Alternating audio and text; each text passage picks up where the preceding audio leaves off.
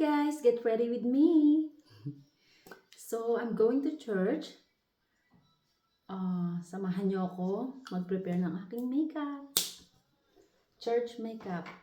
Simple lang kasi ina-avoid ko mag-alagay ng mga like mascara. And then, so far, ito yung gagamitin ko for today na moisturizer. Yeah. So, in-order ko lang to straight from Korea. Pina-order ko sa work bestie ko. Kasi she's Korean. Nagustuhan ko rin to guys. Yeah.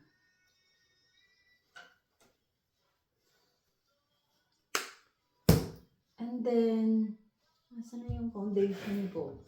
So, nag-change ako ng foundation, this one. From Neutrogena. May SPF na siya. Ito yung previous ko dating ginagamit na nagustuhan ko rin. Pero, gusto ko rin mag-try muna ng different one. Kaso wala siya yung parang, ano ba? Yeah, so, fingertips lang yung ginagamit ko guys. Yan. Kasi, kahit nalaban ko yung, or iwash ko yung brush na ginagamit ko, nagkukos pa rin talaga siya na pimple sa face ko. Kaya, ina-avoid ko na rin mag-sponge, mag-brush ng face ko. Konti lang yung na-apply ko. Hindi naman ako expert sa pag-makeup. Parang ganito lang yung everyday makeup ko. Pero sa work, hindi na ako nag-a-apply ng foundation. Moisturizer lang. Kasi lagi lang din naka-mask. Ayan.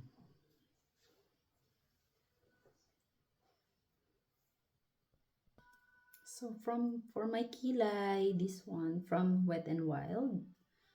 Na, I think brunette siya. So, as you can see, may mga tumutubo na kilay sa ko pa. Hindi ko na siya binubunot or tinatanggal. Pinapakapal ko na rin kasing makeup ko.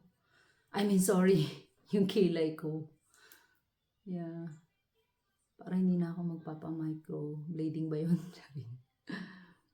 Yeah. Yeah, pinapatubo ko na siya. Para all natural na lang.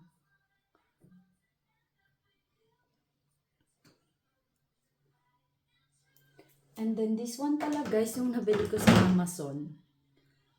Yeah, blush on the go. Yeah. Try natin. Recently, last week ko lang ito nabili. See? Nagpipink naman siya agad.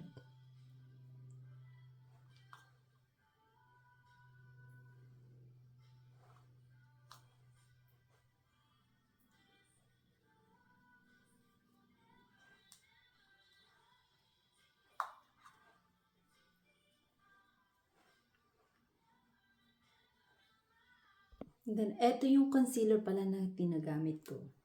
See? Gamit na siya. Usually, ito yung parang ina-apply ko rin sa under my eye, pang concealer na din.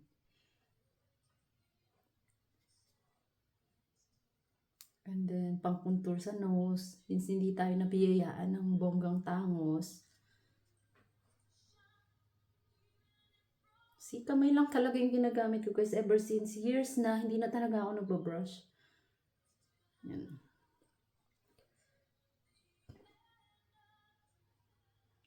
Yan. Ay, nakalimutan ko mag-apply ng earring later. So, since pwede siya sa pang eyeshadow, so itry ko na lang din ngayon.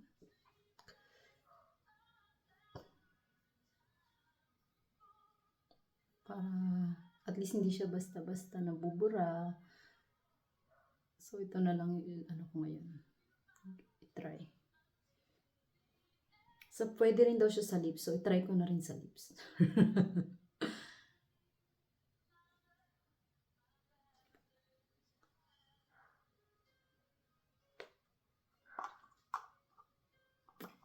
See? Iba talaga talaga nagagawa ng makeup, no?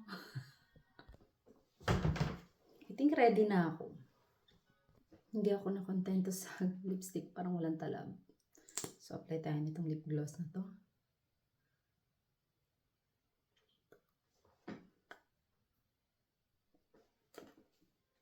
Ayan, bet.